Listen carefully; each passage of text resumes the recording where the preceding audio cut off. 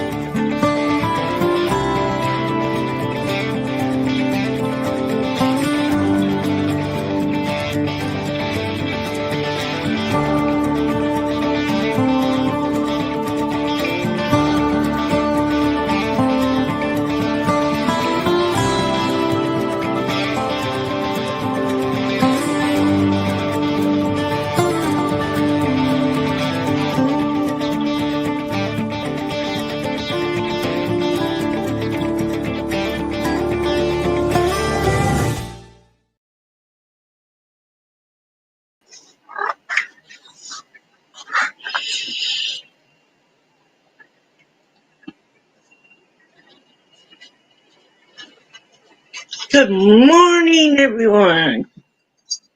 Good morning. Good morning, Lily.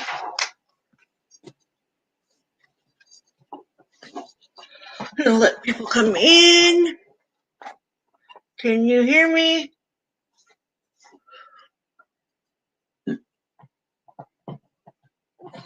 My baby hairs are flying away this morning. Like, here, see me today. Thank you. Oh, let's give it a couple minutes. Wait, is low.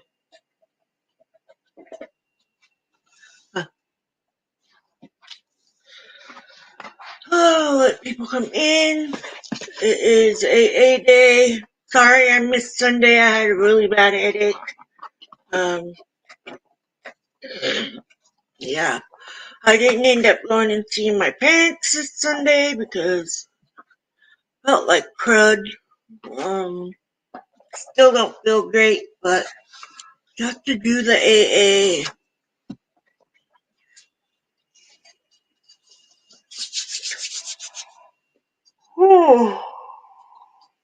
Excuse me. So, if you're new here, welcome. I'm Sandra, and I'm an alcoholic. A recovering alcoholic, that is. If you don't know what I ask of everyone, I do ask no judgment. Please be kind to each other in the chat. I have moderators that will moderate all the chat for me. I appreciate you, Lily and Ava. Lily T is my twin sister, also my sobriety buddy. So yeah, we're both in our sobriety.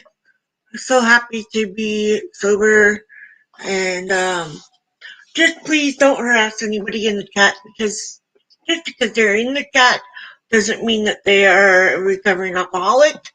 After all, I do have YouTube and Facebook, and I do these for everyone. So it's not just limited to people that I know. So please be kind and don't pass judgment. That's all. Anyways, let's go ahead and say the Serenity Prayer and then get into our steps and our story. God, grant me the serenity to accept the things I cannot change, the courage to change the things I can, and the wisdom to know the difference. All right. Like I said, I'm Sandra, and I'm an alcoholic.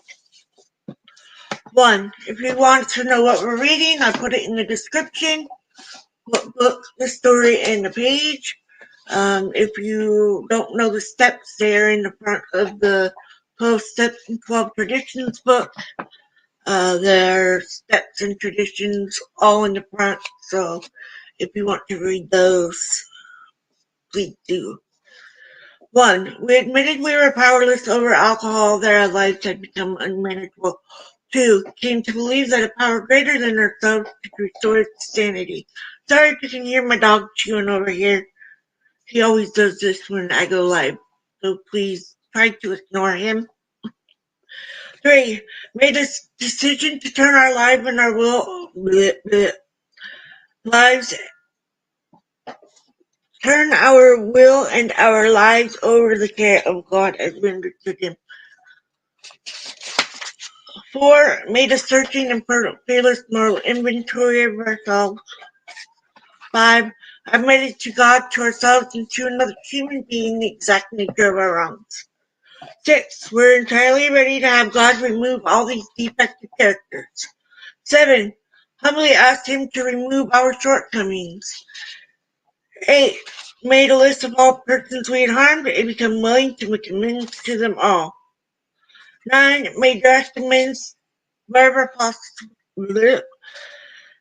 Make direct amends to such people wherever possible, except when to do so would injure them or others. 10.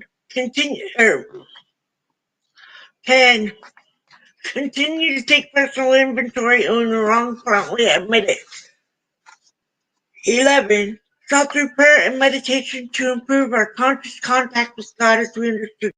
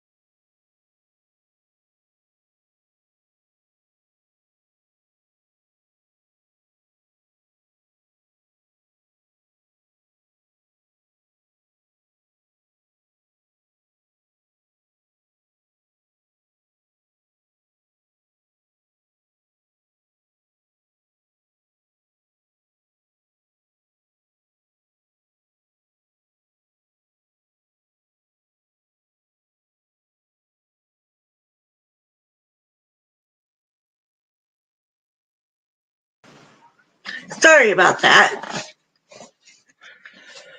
Anyway, we were on step 11, so I'll read through that again, or recite it.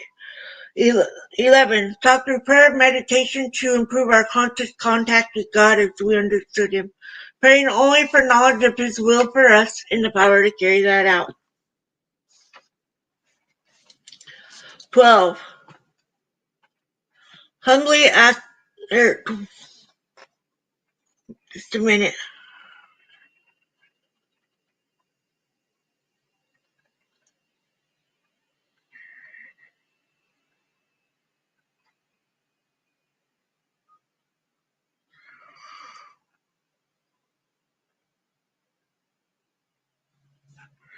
Here's my sponsor letting me know she's watching.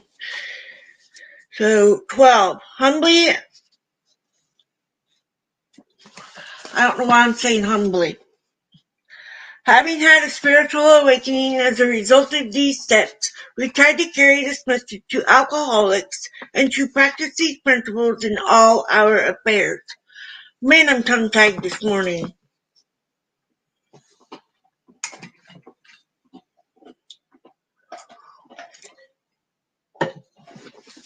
Ouch. All right. So we are in the big book, and he sold himself short on 258.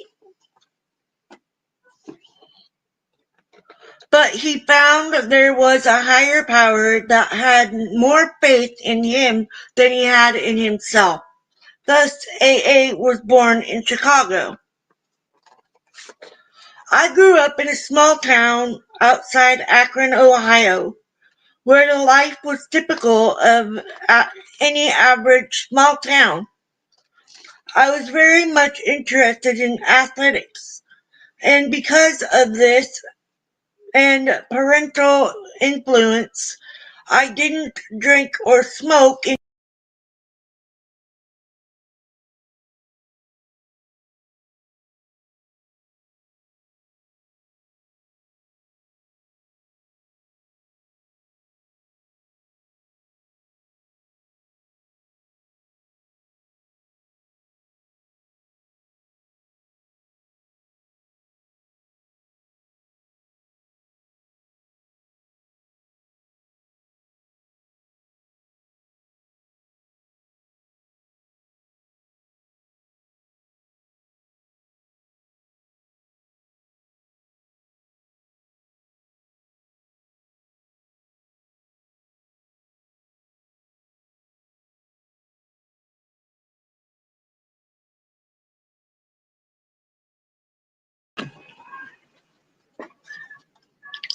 If it does that again, I'm just gonna say okay for the day here on YouTube from StreamYard. I might go live from now on through just straight YouTube live and Facebook because I'm having problems with StreamYard this morning.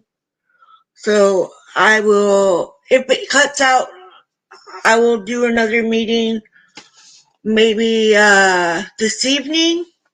I'm not sure. I will write it in my community tab on YouTube. All of this changed when I went to college. I had to adapt to new associations and associates, and it seemed to be the small thing to drink and smoke. I confined drinking to weekends and drank normally in college and for several years thereafter. After I left school, I went to work in Akron, living at home with my parents. Home life was again a influence. When I drank, I hid it from my folks out of respect for their feelings. This continued until I was 27.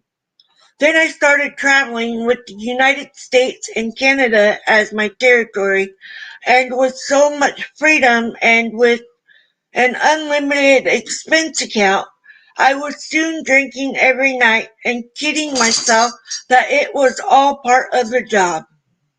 I know now that 60% of the time I drank alone without benefit of customers. In 1930, I moved to Chicago. Shortly thereafter, aided by the Depression, I found that I had a great deal of spare time and that a little drink in the morning helped. By 1932, I was going on 2 or 3 day benders. That same year, my wife became fed up with my drinking around the house and called my dad in Akron to come and pick me up. She asked him to do something about me because she couldn't. She was thoroughly disgusted. This was the beginning of 5 years of bouncing back and forth between my home in Chicago and Akron to sober up.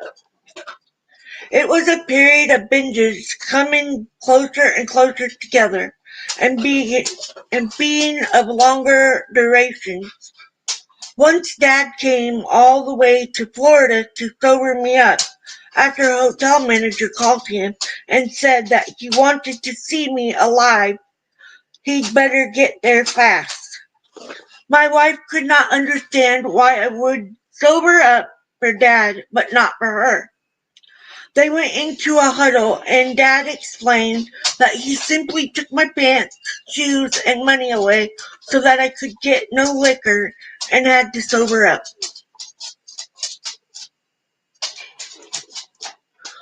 One time, my wife decided to try this too. After finding every bottle that I had hidden around the apartment, she took away my pants, my shoes, my money, and my keys, threw them under the bed in the back bedroom, and slip-locked our door.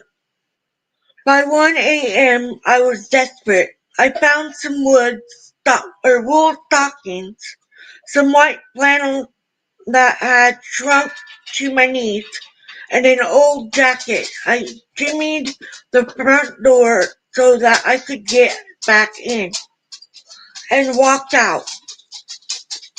I was hit by the icy blast.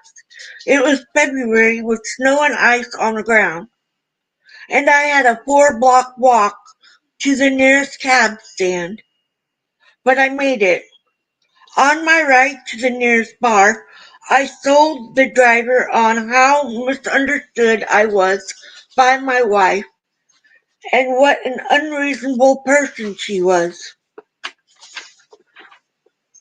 By the time we reached the bar, he was willing to buy me a quart with his own money.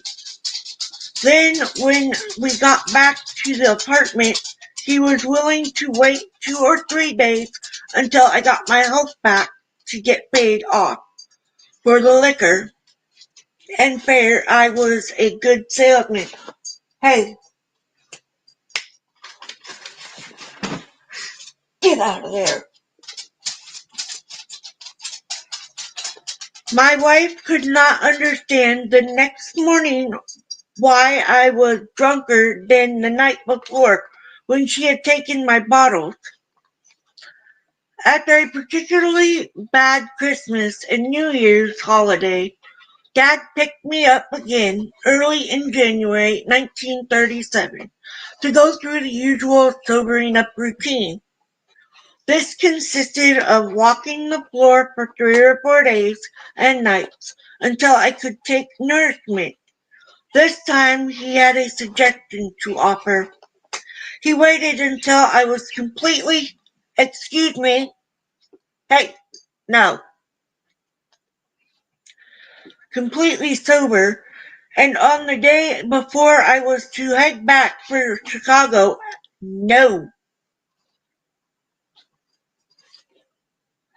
He told me of a small group of men in Akron who apparently had the same problem that I had, but were doing something about it. He said they were sober, happy, and had their self-respect back, as well as a respect of their neighbors. He mentioned 2 of them whom I had known through the years and suggested that I talk with them. But I had my health back, and besides, I reasoned, they were much worse than I would ever be. Why, even a year ago, I had seen Howard, an ex-doctor, mooching a dime for a drink. I could not possibly be that bad. I would at least have asked for a quarter. So I told Dad that I would lick it on my own, that I would drink nothing for a month, and after that only beer. Several months later, Dad was back in Chicago to pick me up again, but this time my attitude was entirely different. I could not wait to tell him that I wanted help, that if these men in Akron had anything I wanted it and would do nothing to get it, or do anything to get it. I was completely licked by alcohol. I can still remember very distinctly getting into Akron at 11 p.m. and routing the same Howard out of bed to do something about me. He spent 2 hours with me that night telling me his history.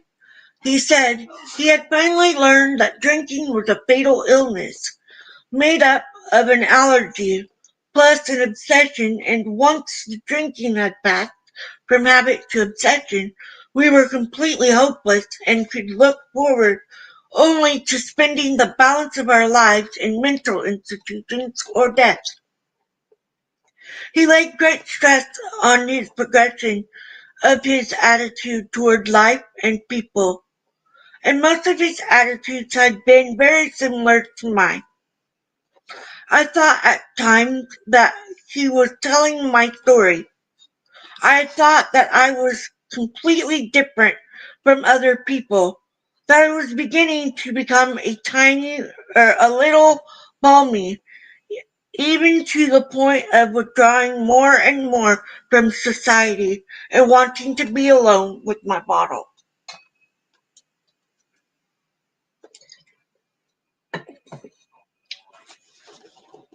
He was a man with essentially the same outlook on life, except that he had done something about it.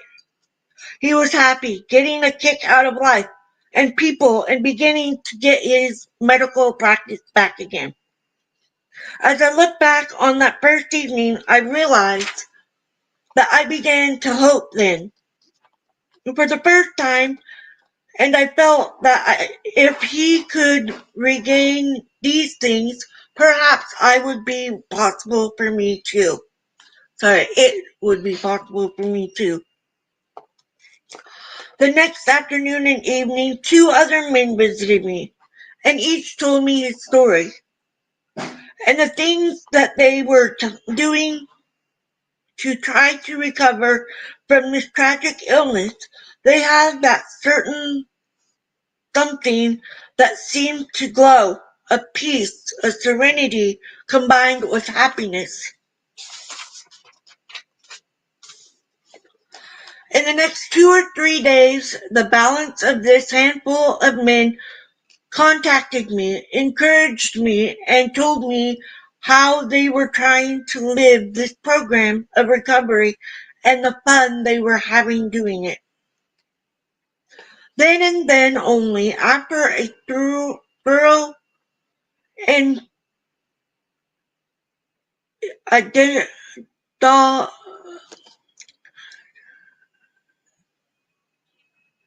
indoctrination by 8 or 9 individuals, was I allowed to attend my first meeting.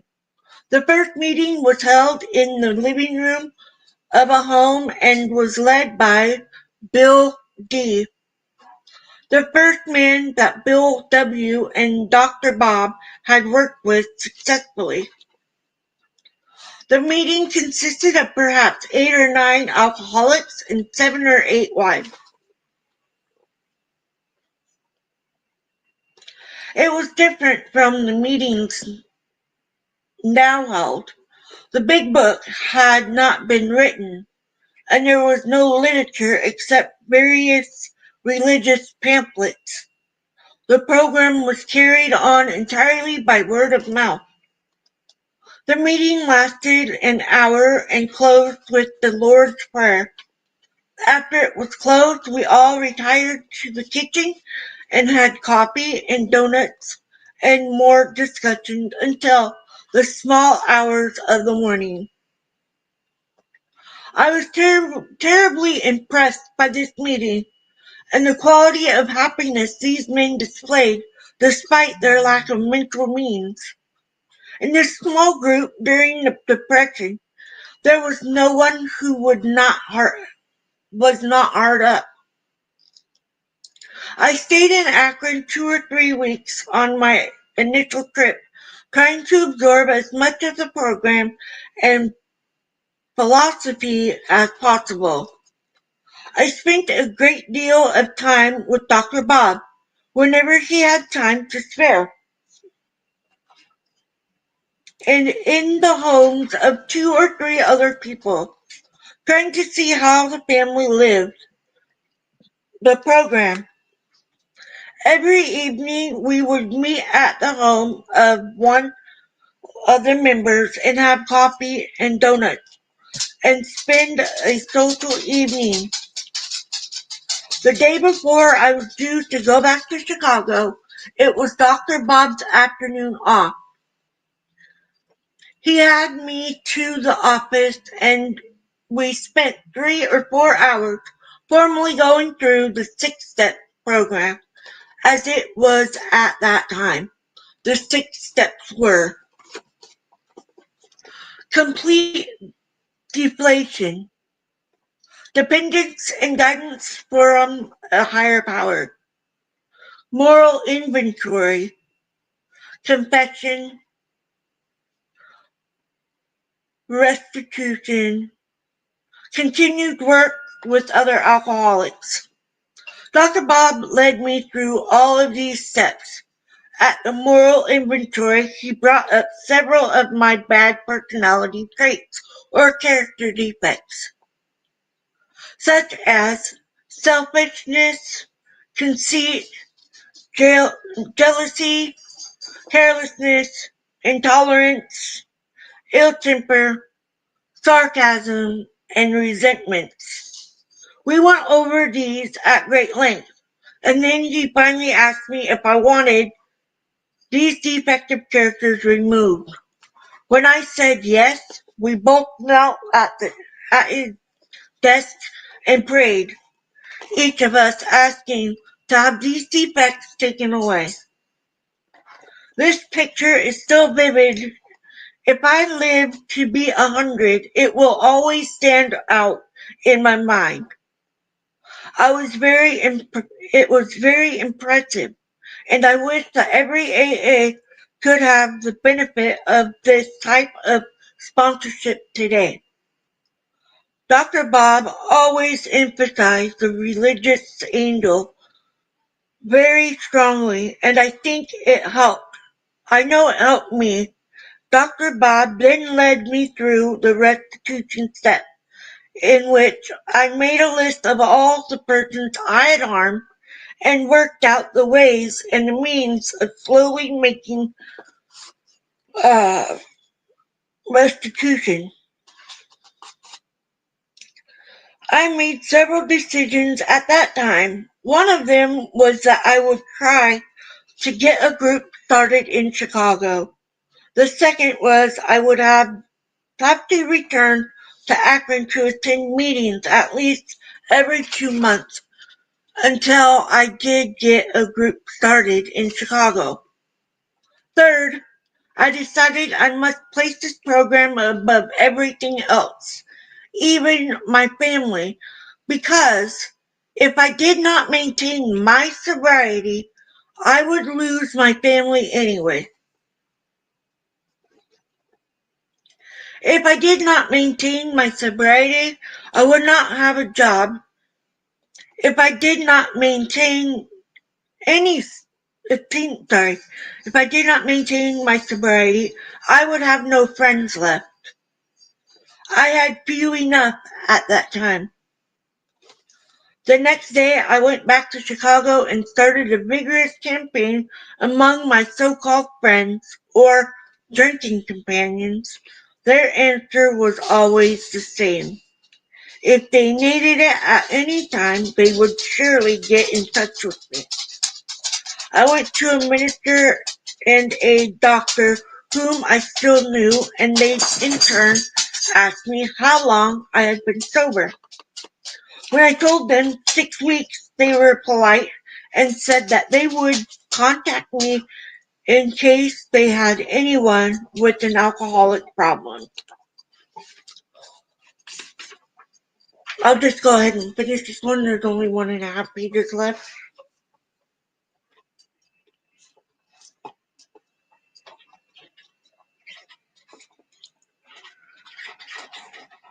Okay. Needless to say, it was a year or more before they did contact me. On my trips back to Akron to get my spirits recharged and to work with other alcoholics, I would ask Dr. Bob about this delay and wondered just what was wrong with me. He would invariably reply, "Don't eat it." Sorry, he's trying to eat his toy like normal. The dog, that is. Let me see if I can find this spot. He would invariably reply, "When you are right and the time is right, Providence will provide. You must always be willing to continue to make contact." A few months after I made my original trip to Akron, I was feeling pretty cocky, and I didn't think my wife was treating me with proper respect now that I was an outstanding citizen. So I set out to get drunk, deliberately, just to teach her what she was missing. A week later, I had to get an old friend from Akron to spend 2 days sobering me up.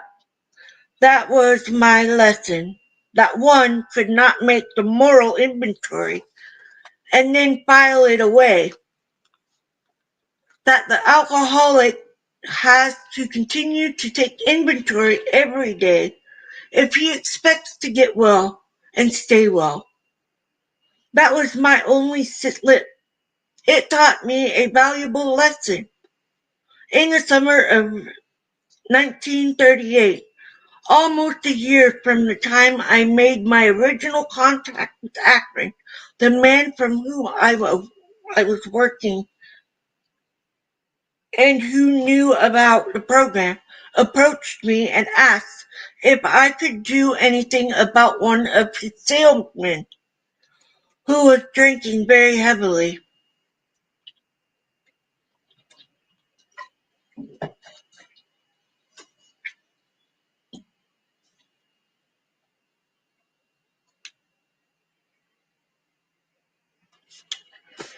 I lost my spot again.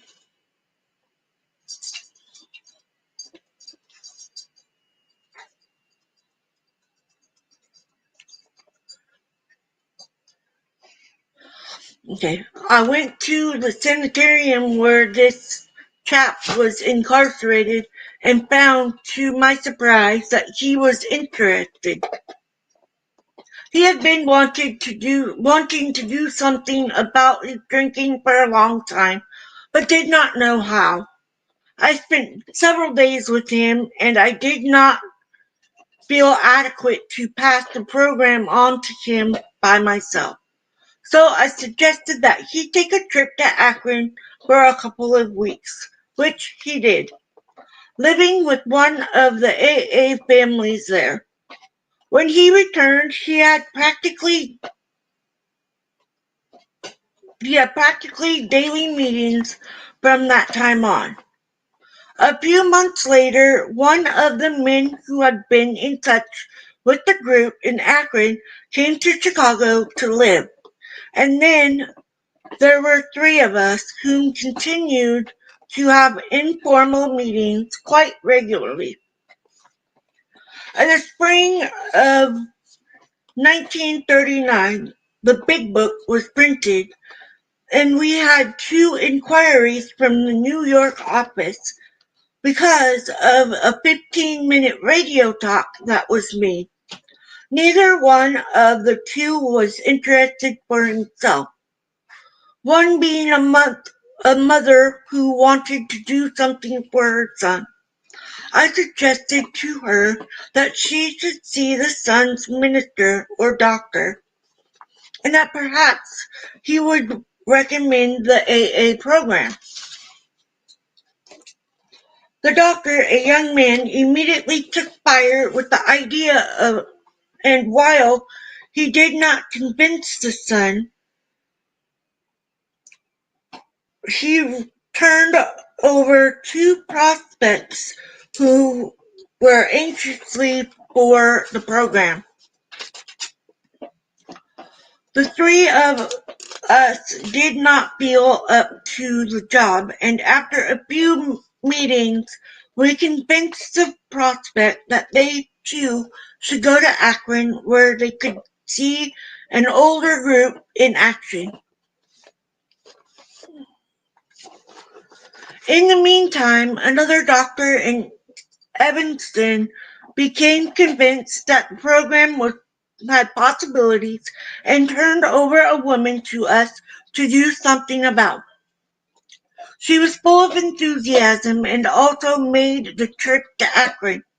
Immediately on her return in the autumn of 1939, we began to have formal meetings once a week, and we have continued to do this and to expand ever since. Occasionally, it is accorded to a few of us to watch something fine grow from a tiny kernel into something of gigantic goodness. Such has been my privilege, both nationally and in my home city. From a mere handful in Akron, we have spread throughout the world. From a single member in the Chicago area commuting to Akron, we now exceed 6,000. These last 18 years have been the happiest of my life. Right through that statement may seem, 15 of those years I would not have enjoyed had I continued drinking. Doctor told me before I stopped that I had only 3 years at the outside to live. This latest part of my life has had a purpose, not in great things accomplished, but in daily living. Courage to face each day has replaced the fear and uncertainties of earlier years. Acceptance of things as they are has replaced the odd, impatient champing at the bit to conquer the world. I have stopped tilting at windmills and instead have tried to accomplish the little daily tasks, unimportant in themselves, but tasks that are an integral part of living fully. Where derision, contempt, and pity were once shown me, I now enjoy the respect of many people. Where once I had casual acquaintances, all of whom were fair-weathered friends, I now have a host of friends who accept me for what I am. And over my AA years, I have made many real, honest, sincere friendships that I shall always cherish. I'm rated as a modestly successful man. My stock of material goods isn't great, and I have a fortune in friendship, courage, self-assurance, and honest appraisal of my own abilities. Above all, I have gained the greatest thing according to any man or woman, the love and understanding of a gracious God, who has lifted me from the alcoholic scrap heap to a position of trust where I have been able to reap the rich rewards that come from showing a little love for others and from serving them as I can.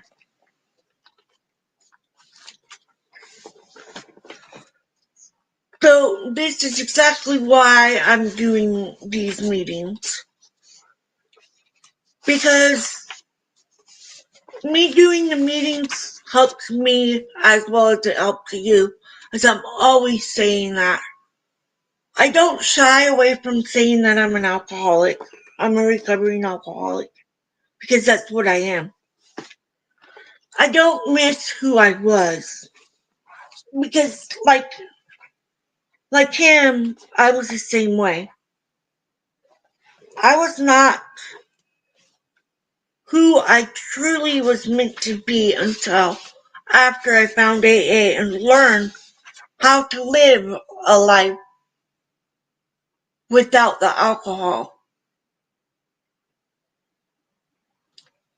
And it's the truth. I have gotten so many friends.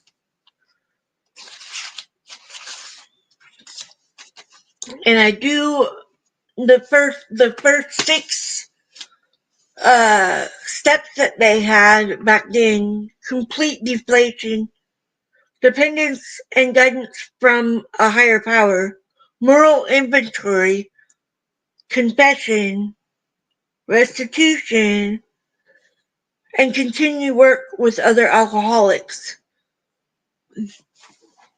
Those are big concepts for the greater part of AA as it started. Now, this book, as you know already, is people's stories. It's what I'm doing right now and sharing from reading the books and sharing my journey with you guys is what this book has taught me in the past 10 years. Yes, you heard that right. I just got 10 years last month. I'm very proud to have 10 years. But I still have to work in the program. And I have to work it every day. There's not a day that I can take off from remembering that I am a recovering alcoholic. And all it takes is just that one. So I always remind myself in every sense of my being is don't go and set yourself up to go back out and drink. I did that before I found AA.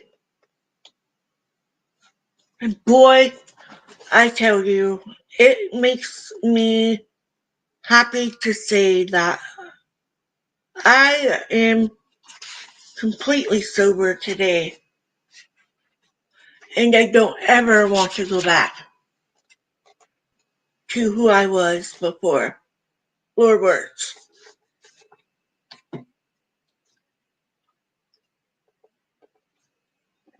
Life being on this side of sobriety is the best. And yeah, I didn't go to meetings and stay at the meetings when I first started.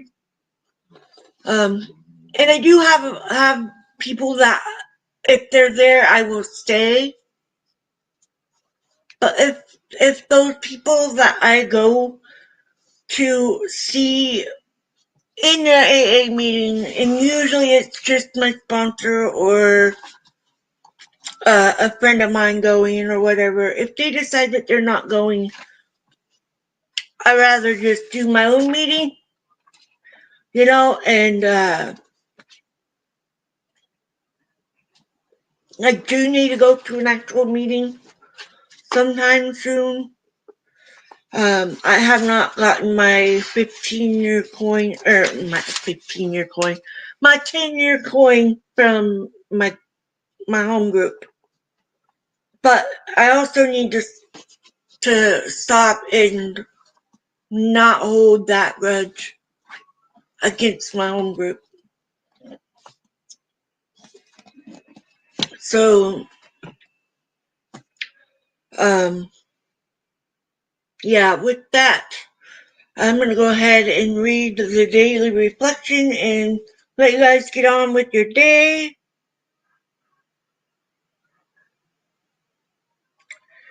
Daily reflection.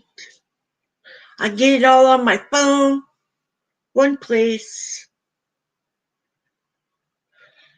Carrying a message. Now what about the rest of the 12 steps?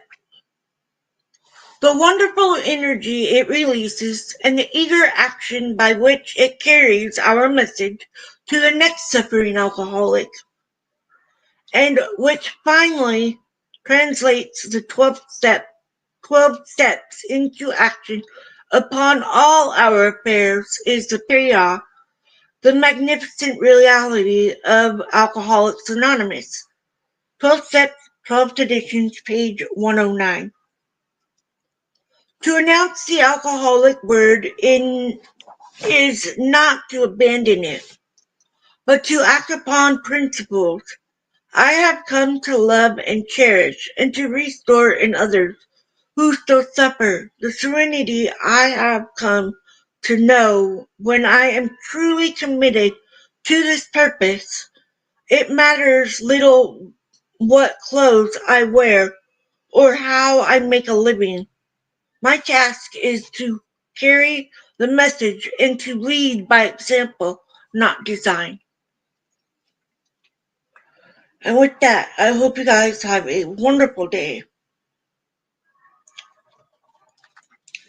God, grant me the serenity to accept the things I cannot change, the courage to change the things I can, and the wisdom to know the difference. Keep coming back. It works if you work it. Love you guys. Be safe out there. Stay sober and live a happy life. And I will be back on Sunday. If I'm live before then, I'll just do a pop up for my other part of my channel. So, but I will be live again on Sunday for sure for AA. I love you guys and have a wonderful week. Be safe out there and stay warm or cool wherever you are.